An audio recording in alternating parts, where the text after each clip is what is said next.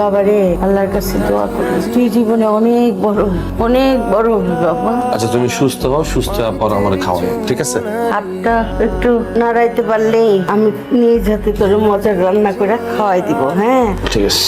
আর আজকে যে বাসায় মেয়েটা আসছিল, ওই মেয়েটার সাথে তোর বিয়ে দিব। মেয়েটা খুব সুন্দর, খুব সুন্দর। ঠিক আছে, তুমি সুস্থ হও, তারপর আমার বিয়ে দিও। আরে আমি সুস্থ নাও তো হতে পারি, মরেও তো যেতে পারি, তখন কে মেয়ে থাকবে নাকি? সুন্দর মেয়েদের তাড়াতাড়ি বিয়ে হয়ে যায় না, অন্য জায়গায় বিয়ে হয়ে যাবে। এই মেয়েকেই আমার লাগবে। এত অস্থির হওয়ার কিচ্ছু নাই, তোমার এই অবস্থা রেখে কি আমি বিয়ে করব? আমি মারা গেলে তুই এই পুরা খালি বাড়িতে একা থাকবি কি করে? তোকে রান্না করে কে খাওয়াবে? তুই তো বুয়া দিয়ে চলতে পারবি না।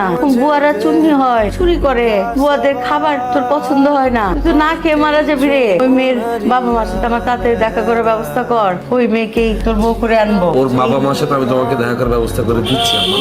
এই মেয়েটাকেই তোর বিয়ে করতে হবে।